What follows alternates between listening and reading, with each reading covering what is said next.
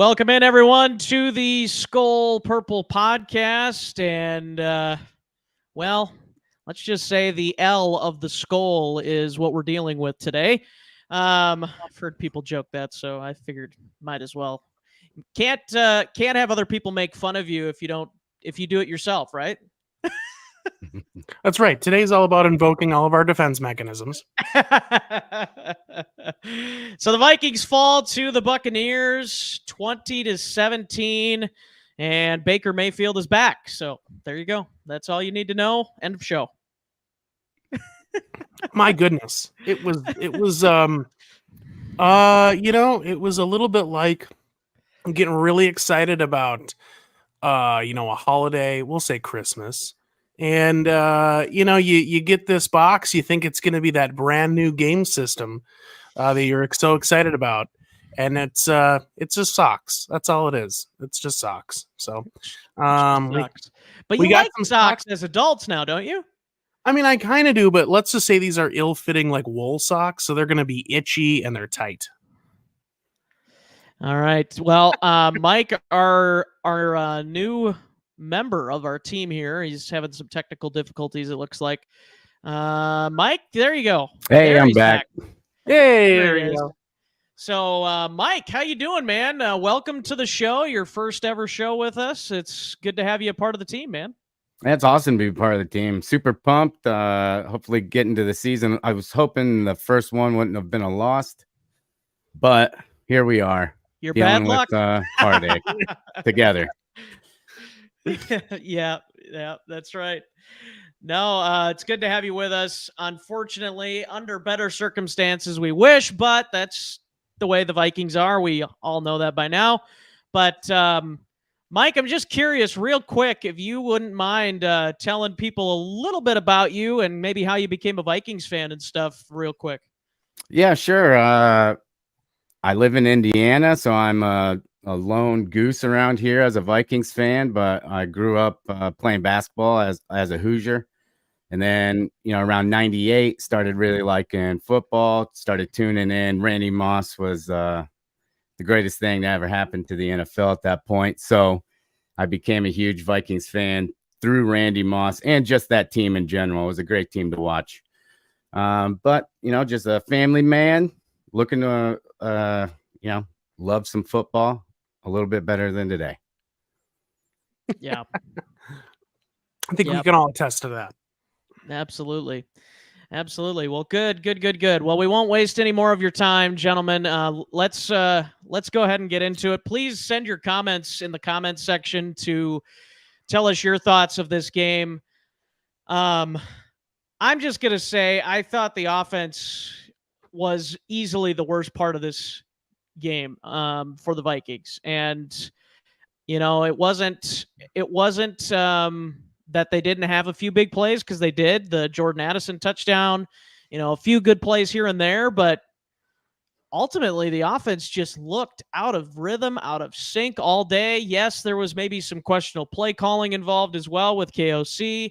I don't think that was the main issue. I won't say it's not part of the issue, but I thought Kirk Cousins looked absolutely rattled today, and I know Mike is kind of more of on the Kirk Stan side of things, so I'm curious to hear your thoughts on this. But this was not the Kirk Cousins we saw last year. Kirk looked like a baller under pressure a season ago, and I thought that he kind of reverted back to a couple, 2, 3, 4 years ago under the Zimmer era of Vikings football, where he just, anytime he was pressured, he had to get rid of the ball quickly or he didn't move in the pocket very well. I didn't think today either. So I'm curious your guys' thoughts on that. I know, starting with the quarterback. Yeah, whatever. But it's like, to me, that was one of the most interesting things. And I get it. Like the rust in week 1. Look at the Cincinnati Bengals today. Do you really think the Cleveland Browns are better than the Cincinnati Bengals? Probably not. I mean, the Bengals are, who knows? Maybe they'll be bad, and we know it's only week 1, and the Browns, who knows? But I really don't think they're a better team, but they came out because they were ready to play week 1, and they got the win. maybe something similar with Tampa Bay, and Tampa Bay, obviously, too, with the 3 turnovers that they got from the Vikings, didn't help matters. So let's start with you, Tony. What were your overall takeaways? And then we'll let Mike defend Kirk for us. No, I think I mean the biggest thing obviously is you just mentioned it's the turnovers. You can't have 3 turnovers, 2 of which came in the red zone. So we lost by 3. We're talking about a minimum of 6 points that we probably come away with those 2 red zone trips, maybe more. And that's the difference in the game. I mean, if you want to point to one thing, it's the turnovers. That's what killed us. Now, I thought the defense, we can talk about some of the good things, bad things, get into the nuances. Defense, I thought, played better today than last year, because obviously we only have one game to go off of, but they seemed like a more competent squad. I certainly liked the aggression. I did feel that the game call, or again, some of the offensive play calls, it wasn't that it was bad. It just felt like we never pivoted when we needed to. It felt like Tampa kind of had a lot of answers for what we were doing offensively, and then KOC didn't have any counterattacks to that. And then we kind of just seemed like we were stuck in the mud. That second half, it almost seemed like we were lost from a play calling standpoint. So it's never a good feeling when it feels like your guy kind of got out coached. And I do think KOC got a little out coached in the second half. So there's that. And yeah, I mean, this is just, and I'm going to say it, I didn't harp on it last year. So this will be the last point, and then I want to throw it over to Mike. I trusted in KOC last year with this whole, we're not going to play any starters in the preseason, not for a series, not for a couple series. I kind of like, you got to let a guy have a process. Obviously, we went 13-4 last year, so you give the benefit of the doubt, right? It was very apparent, especially on the offensive side of the ball today, that this was their first meaningful football of the season. I mean, it looked flat, slow, bad at times. It just looked like they were working out the bugs. You don't want to work out the bugs when the games matter.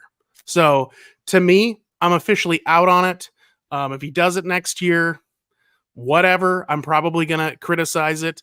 I understand it's done for health, but guess what?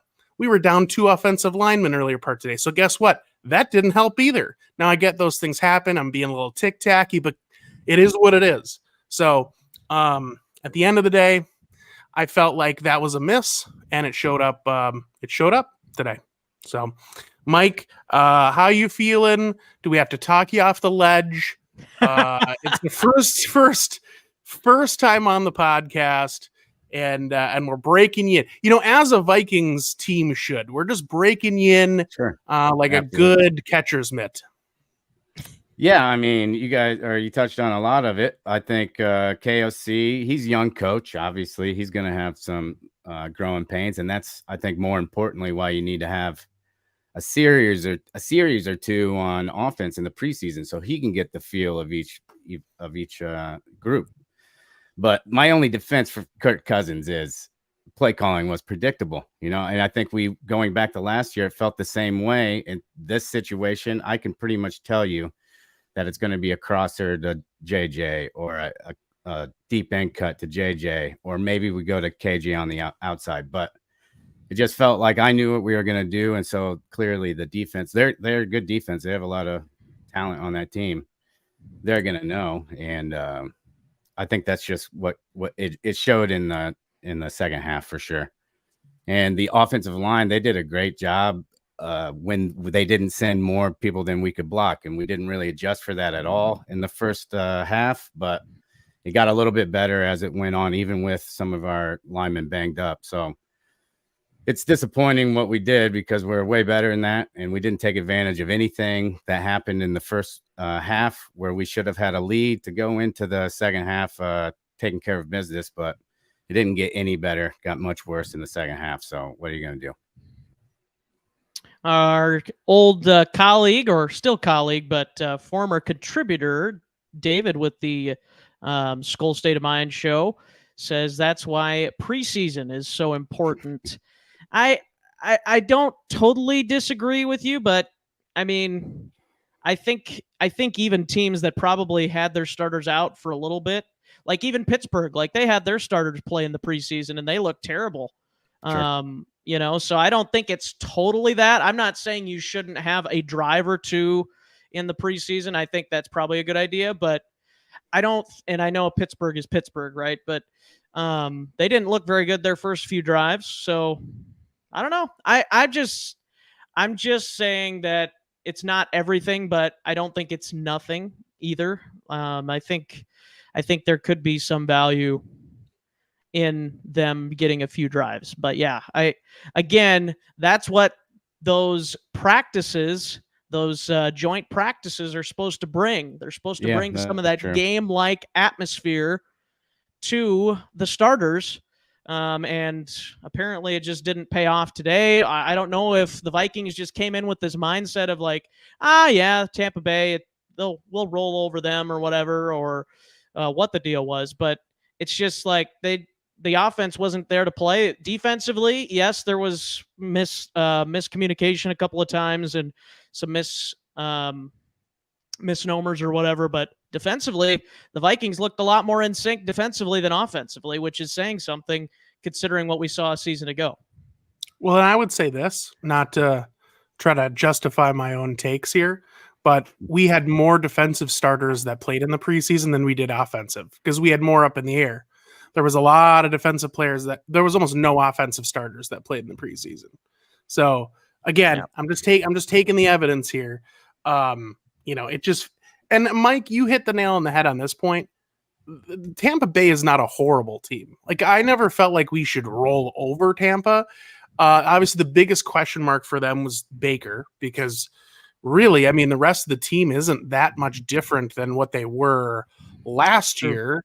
And, last year they were, what was their final record last year? About 9-8, I think is what they ended up at somewhere in there. So not great, but at the same time, like they weren't a horrible team and they're very good defensively. So from that aspect, I mean, the offense is, I never expected the offense to blow them out. I think there were some signs and I think just for our own mental health as Vikings fans, we should talk about some of the positive things because there were positive things. There were some things that were not horrible that we saw today. But it's just getting the complete package together. And yeah, it just felt like we felt short of the mark. We felt a little unprepared. And, at the end of the day, biggest thing is this turnover. So you can't have those happen. Got to take care of the football. Sometimes it's fluky things. The Ingram fumble that's just a weird thing. He needs to be off the team at this point. Oh my gosh. Like, I don't even care that he's a second-year player anymore. He stepped on Kirk's foot 3 times last year. Now he's literally knocking the ball out of his hand. Come on! And he didn't even do us any favors, I felt like, most of the game, and now PFF maybe would prove me wrong on that. But I didn't think he was great offensive line protection-wise either. So, I don't know. It's hard to say. I don't know. I'm overreacting. It's week 1 overreaction. Here we go. Yep. 0-17. But to David's point, 45 yards rushing for the Vikings on a total of 18 attempts. That's not going to cut it. Kirk Cousins had to throw the ball 44 times, and that's where the predictability is. They were throwing the ball 44 times. I will agree with you there, Mike. Like, if you can't get the running game going, like, I'm not saying you have to have a great run game for play action to work, but you have to be able to at least make the defense think that you can run the ball, like that's just the thing. Like, and the Vikings had, I think, one good run. Yeah. The longest run they had was a 9-yard run by Alexander Madison. That was it.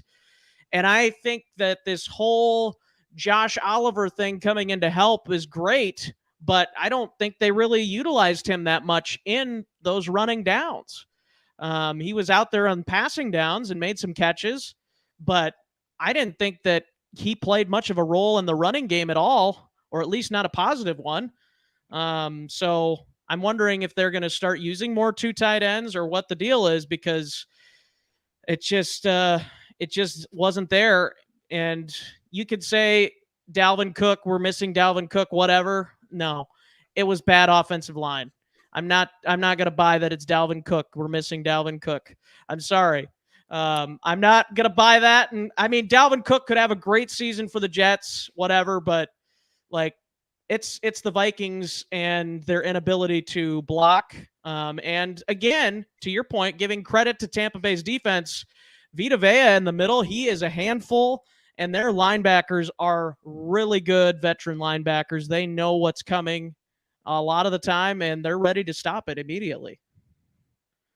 So yeah, I think Bradbury went out in the first series, right? I think it was because that was the matchup. He realized, I don't want to mess with this guy the entire game. My back hurts, coach. I'm out. Yeah, that's right. Bradbury's like, peace out. I wouldn't want to do it. That's for certain. Yeah. Cue the scene from Half Baked. Doctor said I got a backiotomy. Yeah. Oh boy. Yeah. Oh, yeah. I man. mean, it was the offensive line play was not great. I mean, honestly, it was very similar to what we saw last year in the sense that they can't handle the bull rush.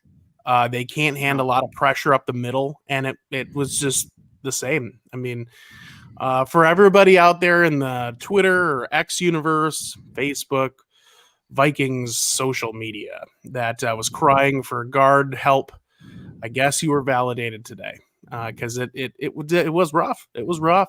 But at the same time, you also have to, and this is where I got to again, it's not everything, but it's part of being a coach.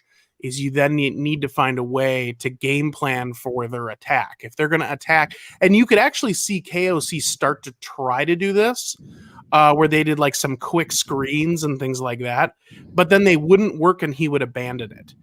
No, don't abandon it. Just move those around to another. Don't keep going left. You got to start going right. And it was the same thing with Tampa. Tampa, we were doing the same thing to Tampa, where we kept bringing pressure from one side, and then you notice they kept rolling away from that side. And then when we would start bringing pressure from the other side, they would start to again pivot. And it just felt like KOC kind of got stuck in the mud a little bit, and that's why I said it felt a little bit. And again, I like Kevin O'Connell, and to your point, Mike, and I know you've said it, Carson, he's a young coach. He's going to figure. We forget it's only his second season, one game into his second season. So I'm certainly well on board with KOC, but today it felt like a veteran coach probably bested him a bit on this one, and that's okay. It's okay. It's week one. I know I said 0-17. I don't really mean that. However, and I know we're going to pivot here, it's going to be tough not to go 0-2 because this game coming up, which is coming up quick, is against a pretty darn good team. And from what we saw today, I don't think that's going to be enough. So we're going to have to find a way to get creative, get back right. And boy, would I love a win on Thursday. I don't know what Viking social media is going to do if we win on Thursday. We're not going to know what to do. I think we'd be more comfortable with them losing because then we see this is what we go from losing to a team that everybody pretty much. I think they're going to lose Thursday. I'll just tell you that right now. Oh no, I think we all think they're going to. I'm just saying I'd love it if. Then they're going to come out. Yeah. Watch them come out and win at Philadelphia by 14 points. Not going to happen, but you never know. I guess. Hey, you never know. You never know. Diggs is actually going to come back to the Vikings, catch a sideline pass from Case Keenum. Oh, I'm kidding. I think our worst case scenario is the Eagles lose this week and come in hot and heavy, because I feel like that happens all the time when we have these matchups. They come in ready to prove a point for some reason. So we'll see how they play this week. Yeah, and then they use us to put out the flames. Yes. Like a flaming pile of poop on a porch. and then our flames get bigger, like a bottle of kerosene was added to the flames. Yeah. I mean, I don't know. Depending on how the Chargers look these first couple of weeks, who knows? We could. I'm going to that game, by the way. So they better not lose. It'll be my first game since 2017. I haven't been back since the miracle season, so Looking forward to going, but yeah, no, it's. I think you gotta say, yeah, week one rust a little bit, but that can't be an excuse next week, especially. But also, like, you shouldn't have that excuse anyway. Like, look at how they did last year in week one. And I know that nobody had seen the offense at that point and all this stuff, but it's like they looked fresh and the offense was in sync and rhythm last year. But I'm telling you guys, I'll go back to it. Yes, I know the play calling was predictable, but Kirk was rattled, and I think he just did not feel comfortable in the pocket and really didn't do much to try and roll out of the pocket, which I thought he did more of that last year. Rolled out a little bit more than what he had previously, and tried to throw on the run a little bit more. Not that he's A plus talent at rolling out and throwing on the run, but he's able to do it. We've seen him do it. It just felt like his checks weren't there when they were supposed to be, probably because they were in block, helping chip block or whatever, and they get that quick pressure. He didn't have that quick outlet, it seemed, because he turned and it looked like there was nothing there, and then he didn't know what else to do. And that is his biggest issue, is when it breaks down, even if, it's wide open, he just doesn't know what to do. He's so methodical with everything that when it goes out of bounds a little bit, he can't recover as much as you need somebody to in times like that. Mm-hmm. Yeah. Well, I mean, and I've said it on this show, I can't tell you how many times, but, I Kirk, for all the things that he does very well, and I do really mean that, like, there are things he does very, very well.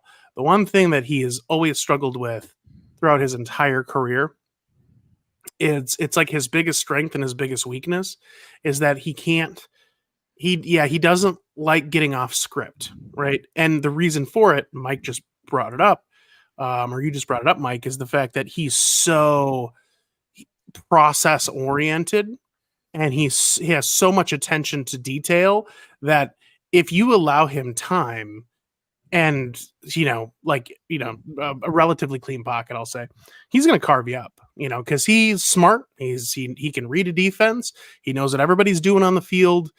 He can go through his progressions. The problem is that that's where he lacks. That's what keeps Kirk from being, a top tier, like a top 3 quarterback in the league, is that when the play breaks down, he doesn't have that magic that some of these guys have. And that's okay. Like I said, there's I got good 3 news. guys.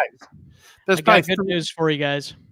Oh, what's that? Philadelphia is up 10-0 already, so we're good. Perfect. We're good. Perfect. What we needed. Boy. Here we go. I got some bad news for you. The Packers are up 7-0 against Chicago. Oh no. Yeah. Oh well. The no barn, pack, no, please. The barn. I swear, if Green Bay loses, if Green Bay wins this week, I'm going to not be happy about it. But I wouldn't be that happy if the Bears won either. So yeah, I guess I'm on the other side. Yeah, the hype will be so off the chain, like not even joking. Like they're going to be lining up outside of Lambeau saying Super Bowl, yeah, all that stuff. But anyways,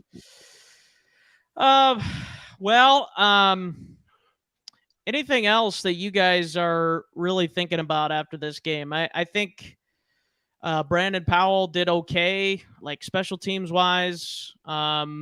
Didn't fumble the ball, which is always a plus, and didn't really do anything to lose us anything. But I think wide receivers wise, other than Jefferson, it kind of felt like there wasn't a lot of production from KJ Osborne. Addison had one big play, the touchdown, but outside of that, it was kind of Jefferson or the tight ends or CJ Ham. So I'm kind of wondering, is Jordan Addison going to get more involved? Is KJ Osborne going to get more involved? Is Kirk not seeing them? I'd be interested to go back and watch film of what he's seeing, what he didn't look at while he was in the pocket or rolling out, whatever. So yeah, I'm kind of curious to see some of that stuff. I'm sure some people will have film breakdowns on X or Twitter, whatever you want to call it. But yeah, and then defensively, I will say this: it seemed like once Baker started hitting his throws, the Buccaneers were moving the ball a lot better and things were going a lot better for their offense. In that first half when he wasn't hitting his throws, and yeah, you could credit the Vikings a little bit for causing some havoc with pressures and stuff. But I think this game could, in that first half, if Baker was making some of those throws, there was like 4 or 5 throws where it was just a little off or overthrown or whatever. And some of those throws, if they're made, who knows how many more points they would have scored in that first half. But I mean, you could say the same with the Vikings without turnovers too, right? If you don't turn it over twice on their side of the field, we could have had 2 more scores. So, yeah, and ultimately, I also think that they just started to figure out what we were doing. That's what it felt like. Again, it was the pivot. You know, we could see them making adjustments, and one of the adjustments they made is that we were bringing a lot of pressure, and we were leaving Evans one-on-one, Mike Evans one-on-one with a Caleb Evans. Now, this is no slight to a Caleb Evans. Actually, I think that given that assignment, I thought he played relatively well, right? Mike Evans is one of the better receivers in this league. So at the end of the day, you're putting a guy on an island, unless you got a guy that's really a shutdown corner. That's a tall task for any corner, right? They're going to win a lot of battles. And so they'll take 5 yards, 6 yards a clip. And that's what they started to do. They just started to target Evans at the end there. Where when they would pass, they were going to Evans 5 or 6 yards. You know, wasn't a first down every single time, but I mean, you'd take those any day of the week, right? So that a lot of second and shorts. So it just again, it felt like we got a bit out game planned and coached. But yeah, there was some positives. I think we should pivot, talk about some positives. So I'm going to do that. The Addison touchdown I thought looked good. I mean, Jefferson, massive first half. Talk about the hit that he laid down on that interception. That was some frustration coming out right there. I actually am a little surprised he didn't get flagged with that, because that was about almost a crack back. I suppose the guy had the ball. See, it's not a block, Yeah. but my goodness, it was quite the hit. You know, it would have been great if he could have got the ball loose on that bad boy, but you know, there was some positives when the offense felt like it was in sync and they had kind of an answer for what Tampa was doing defensively. You saw the horsepower of this offense. I mean, it was running, and it doesn't just need to be Jefferson. I mean, I was seeing some open stuff. I actually really was encouraged by some of the stuff that I saw from Oliver, because imagine if we could get Hawkinson and Oliver on the field in some big sets. Both those guys can catch the ball. Again, you don't need chunk plays all the time. We don't need 30, 35-yard passes. You know, that's what Tampa did to basically kill us today, was they were all right taking 5 or 6 yards at a time. Like, it's going to win you a lot of ball games. So, you know, and the run game was efficient, and ours wasn't, as Carson, you already stated. So, again, back to the positives. I did think there was some good stuff there. I thought the aggression on the defense looked much better than last year. I mean, my goodness, to see guys flying around. I thought that, you know, there were a few spots where tackling seemed to like a bit of an issue, but I would say evening it out, I saw some good open field tackles today too, from guys.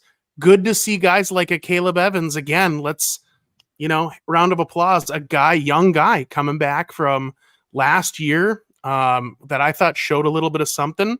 He looks like he belongs out there. I mean, again, that's a tall task.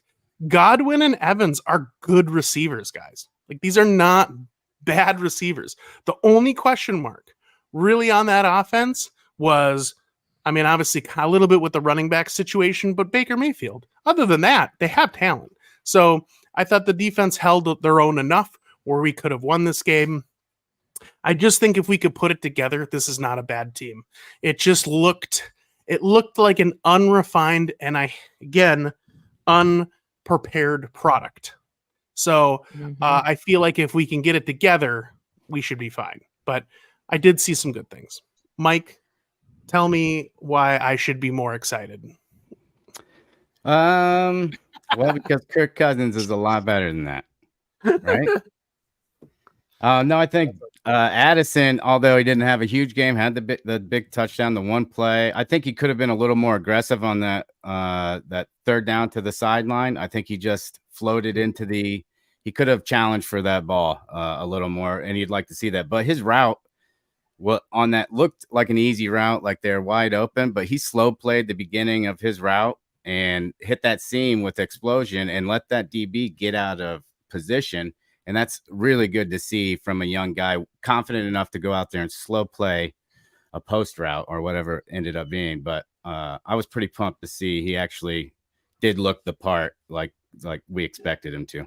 And I thought Metellus, I doubted him. Yeah, not in his medalist, career. as Andrew Catalan said. Not medalist. Oh yeah, I have no. I'll figure it out eventually when he starts making plays again. But well, no, that's what the announcer on TV said is oh, medalist. okay. Yeah, he made some plays today. When they signed him, I thought too much money, but he proved it today. And we played a lot of safeties. It was awesome to see. Although I didn't see Scene out there very often, or at least, and Asamoah wasn't out there. Maybe I missed something on injury report, but didn't see a lot of them.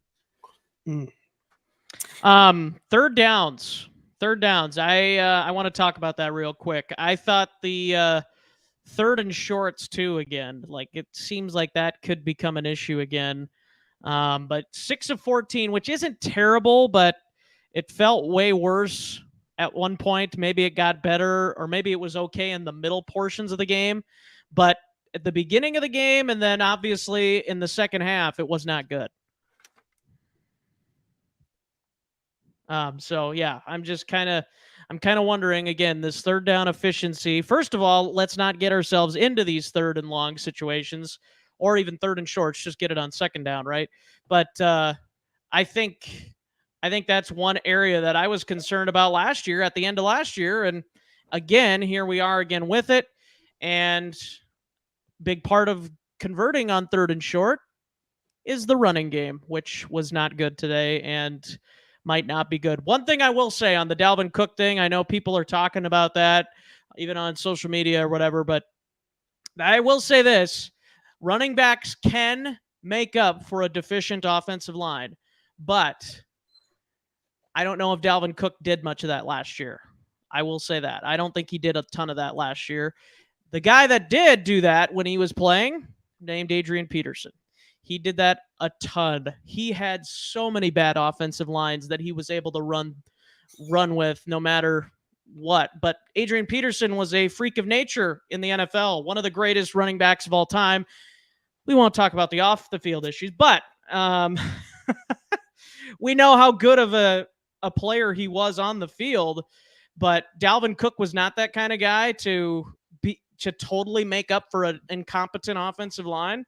And kind of wonder, is the Vikings running game, who they have now, Madison and company, are they going to be enough to make up for an incompetent offensive line in the interior? Which, by the way, if you want to run the ball up the middle, you have to have a good interior offensive line. And obviously Bradbury's injury didn't help today, but the two guards, Cleveland and Ingram, was not impressed. And I know I keep going down the negativity hole here, but I'm still not over this, Tony. Dang it. It's easy to do. I understand. Mike, do you have any thoughts on that? I think the third down issues kind of come to, looks like KOC likes to run real tight formations, too tight, or maybe even bringing in these wide receivers. And I feel like we're trying to run on third and short or third and 4 in that look way too often. I'd like to see him spread out all that talent, receiving talent, and be able to create some matchups inside, so it isn't like we don't have to rely on our interior linemen so much to win one-on-one blocks every single time we want to, get 3 yards. And I thought Madison he showed a little bit of what we needed out of Cook, where he didn't refuse to go down. Maybe it wasn't huge. He only had a 9-yard run, but you can see sometimes he was stopped in the backfield and he fought to get 1 or 2 yards. And this type of offense, that's really what you need. You can't be in third and long we can maybe be in third and medium, and it's a lot better off. Yeah, I would say I would agree with that. I think Madison, just the nature of which he runs, he's much more north and south, right? It's not as shifty. I know we got a few comments about Dalvin, and while again, I'm not going to sit here and say that Dalvin Cook's not a good running back or not a talented running back, but I didn't see anything today that made me go, oh man, this looks so different than last year. If anything, it kind of just felt like kind of the shades of the same, except it was about $10 million less. And that's kind of the point. It's not so much that I don't think the Vikings, and this is no slight to Madison. Madison, if you ever want to join the podcast, we'd love to have you on. I don't think that they looked at the Madison Chandler Wongwu combo as an upgrade to Cook. I think that's what people get confused. They didn't look at this group and go, oh, well, they could be this, they could be better than Cook. No, what they actually did is they looked at it and went, I think we could be as efficient as we have with Dalvin Cook, except for a lot less money. And as much as we don't like it as fans, that's the business side of football. And that money then can be allocated to other things, like probably the money we're paying Hawkinson. A lot of that money probably came from the money we saved from not paying Dalvin. So all I'm saying is that, yes, this offensive line / running game, it's concerning, but I would agree that I don't think I would agree with all of us versus some of maybe the comments about Cook that I don't think I'm missing Dalvin Cook. And if anything, maybe it would be nice to see some multiple sets, like Mike said, where maybe we get a guy. I'd love to see a 2-back set. How fun would that be? Let's do a little shotgun with a little multiple back set where we got Chandler and Madison out there. Like, I don't know. I mean, I'm just playing Madden over here in my head, but I mean, my goodness, it feels like this offense has so many weapons. Let's spread these guys out.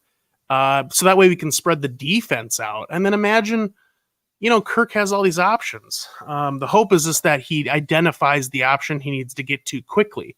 And maybe the issue is they don't trust him to do that. But that's my conspiracy theory. We'll see what happens. I don't know. We got the Eagles coming up in 4 days. Fingers crossed. Go Vikings, go. I hate the Packers. We can all agree on that. Amen. Yeah. By the way, join Tony tomorrow night. I believe 6:45. I think I've got that right. 6:45 Central Time.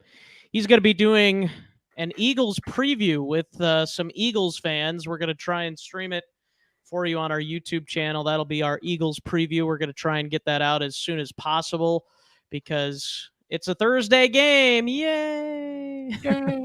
Oh, I can't wait to hear what they have to say. Hopefully they don't throw any batteries at me. Oh, you just wait. They're gonna make you regret being a Vikings fan. I guarantee it.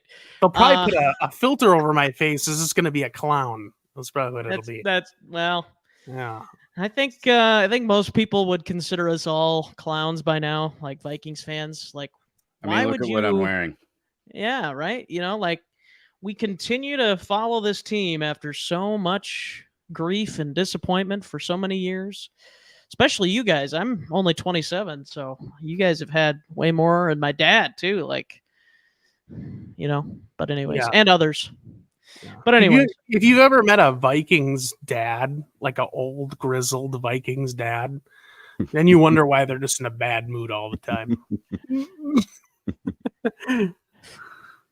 And they just spend time in the garage on Sunday evenings. Just gonna bang some tools together for a while. Mm-hmm. That's right.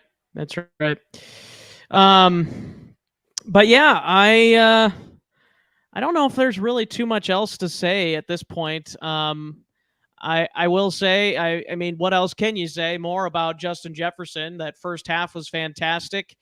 I think it was a combination of Tampa doing some things to take him away in the second half, but also maybe Kirk not having enough time or maybe not even looking in his direction. There is times when Kirk just does not even look towards JJ because he knows either pre-snap or whatever that JJ's going to be bracketed or double covered, whatever, So I'm kind of wondering if there was some of that going on too in that second half. And here's another thing that people aren't really talking about. The Vikings, I don't think really even had that many possessions in the second half. Did they have like 3 possessions? It was Wasn't it something like- stupid. I mean, the offsides on that one long drive, and then them getting the touchdown on third down. Are you talking about from the first half? No, this was. Or you're right. That was the first half. Second half. So they had an opening drive on that second half where, yeah, it was like we didn't even get through one drive on the second half before it turned the fourth quarter. So we didn't even get a complete drive in the third quarter. That's how long that Tampa Bay's first drive was. That's how gross that was. Yeah. So you're exactly right. Something happened at the end of that first drive of the third, because I think we got the ball back with like 50 seconds or something crazy, minute 19. Like they had possession for all of the third quarter. To go with and maybe the third down thing is like it just ends up being the worst timing. Like that 3 and out that the Vikings had right after that Tampa Bay field goal drive or whatever it was. It's like, how can you go 3 and out after your defense just spent eternity on the field? Like, what are you doing? And again, I know part of it's staying in rhythm, but it's like, you got to find a way to stay on the field. And I think that was one of Kirk's off-kilter throws or whatever that he missed on that third down. It's like, man, you've got to find a way. If you're scrambling for the first down, you're scrambling for the first down. I know we don't love Kirk running, but sometimes you got to take one for the team.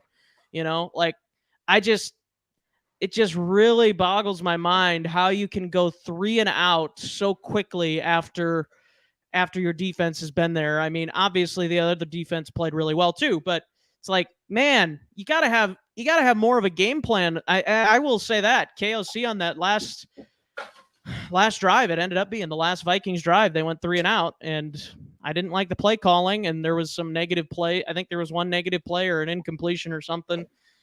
But it's like, geez, this is not what you're looking for on your final drive. I mean, just to put a bow on it, I know I've been saying this the entire podcast today. They felt like a team that was trying to figure out their identity in real time. Yeah. I mean, do you guys feel the same way? It felt like that they just didn't know who they were, especially offensively. Basically, and the saddest part about today is I still don't think they know. It felt almost like it got worse. Mm-hmm.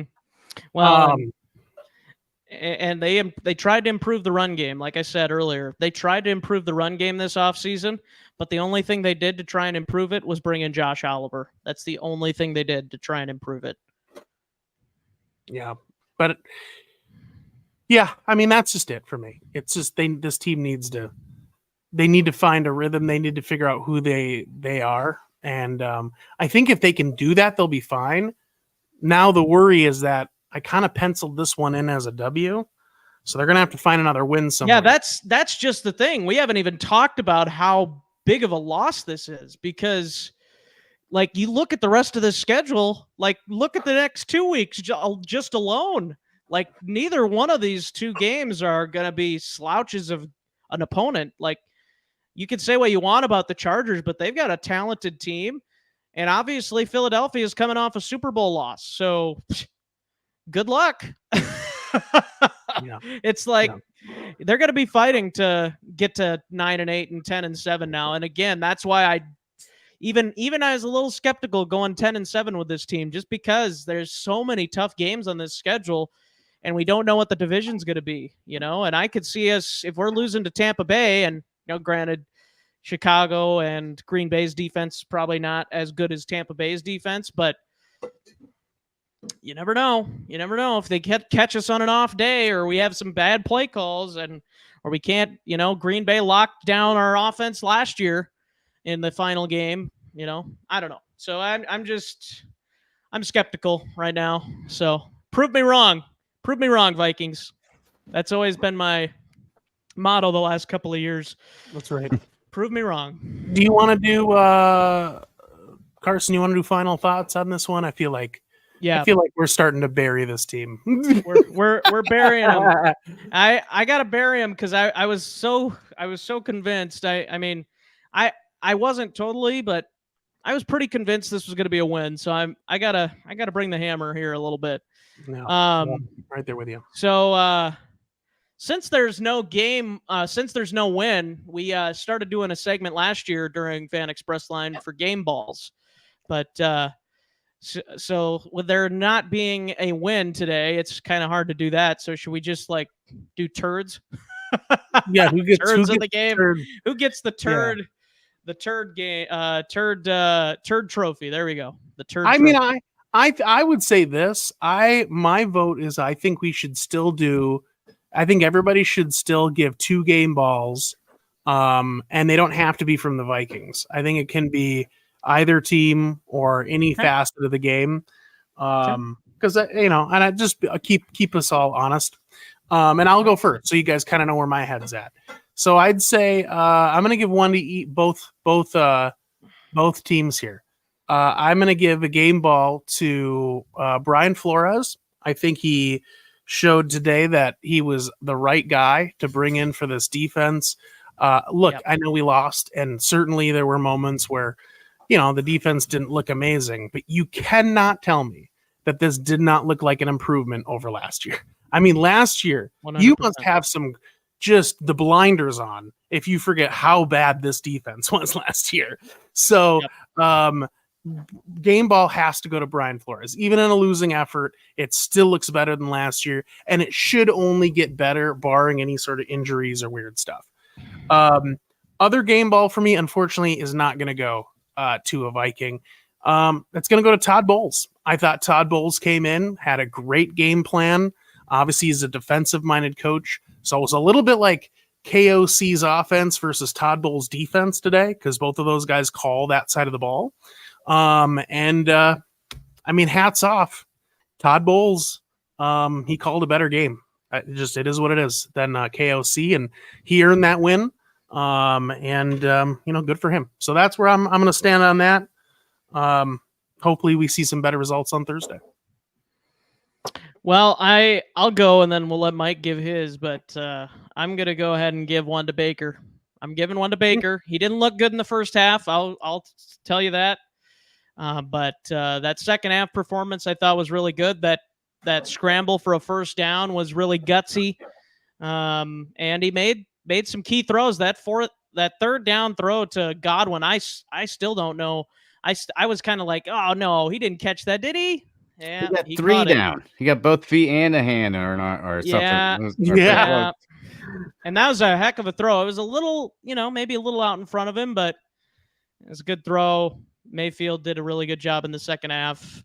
We'll see if the Bucs make any noise in that NFC South, a very winnable division. I thought they were going to take a little bit more of a step back this year, but I've been known to be wrong before. So I'm giving mine to Baker Mayfield. You could also throw in the stud linebackers, David and White. Both of them really good performances today. Mike, over to you. Did we leave anybody out?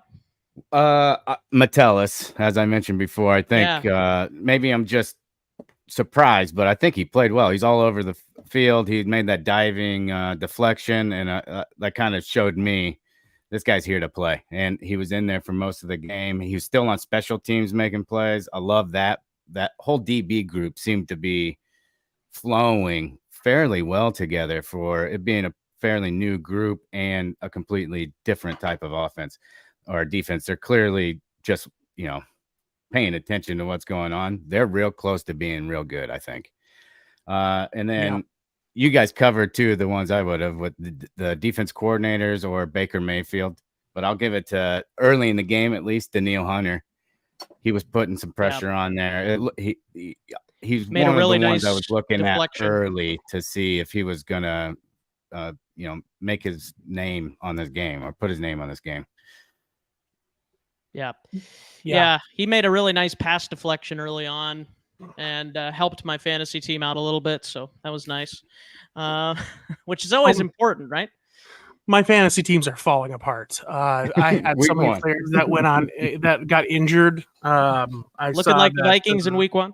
Olave got injured. Oh, I no, saw really? that Amari Cooper got injured. What? Yeah, there's a bunch of people that are just there. My fantasy players are dropping like flies. Let's put it that way. Well, I haven't been paying that close of attention near the end of the fourth on to my fantasy, but you just dropped some really bad news on me. That's 2 of my receivers. Yeah, and then by the way, all the thoughts with Conklin, an old Vikings favorite here. You guys remember Tyler Conklin? Oh, yeah. Looks like he went down with a torn Achilles today. He's down. He's out for the season. Who's he playing with now? Cleveland in that Oh. game for them. Yeah. Yep. Oh, So Yep, bad injury, and I guess Stefanski after the game when asked if how it was looking, he said not good. Not good. Yeah. Well, we all know Stefanski's a known liar. That's right. Probably fine. Yeah, exactly. It's not good. He comes out. Actually, he's even better than he started. It's not good for the other teams, is what I meant. Somebody commented, looking forward to the positive comments this week about the Vikings being unlucky to lose despite winning the DVOA. Yeah, exactly. My There you goodness. go. Yeah. There you go. It's all about the DVOA. There you go. Yeah. All right. Well, I think we'll put this to bed. Luckily for you all and luckily for us, we can go sleep this off and see if the Vikings can sleep it off and actually prove something on Thursday night this week against the Eagles. Again, I'm not expecting anything. Probably a loss, but who knows? They play the games for a reason. Maybe the Vikings, Kirk O'Chains re-enters the mix and puts out a show in Philadelphia on Thursday night because we all know Kirk loves prime time. So we'll see. He's going to look like Sam Bradford. Oh, gosh. Torching That's everybody. not good. What? Lieutenant Dan, like Lieutenant Dan doesn't have any knees left? Lieutenant Yeah. Dan, we got new legs. Sam Bradford, you got new legs. Oh, there It's you go. titanium alloy. Anyway. That's right. All right. Real sturdy. That's going to bring it to an end. Gentlemen, thank you for coming on, Mike. Glad to get your feet wet for week 1 and looking forward to the rest of the season, despite this turn, as we've mentioned, of a game for the Vikings in week 1. So also there is talks of Tom Brady returning at halftime because the Patriots are looking that badly. So there you go. Yeah, everybody enjoy the barn burner, the 7-6 game we got going on between Chicago and Green Bay. Can't wait. There you go. There you go. All right, that's going to do it for the Skol Purple Podcast Fan Express line. Make sure to like, subscribe, and comment below your thoughts from the game. And join Tony tomorrow night. He'll be live on the channel as he talks to some Eagles fans, and they will probably not be too kind, as most Eagles fans are, but hopefully they won't be too bad. But anyways, that's going to do it. Hopefully you have a great rest of your week, and don't let the Vikings get you down. Skol, everybody. Skol. Go. As always.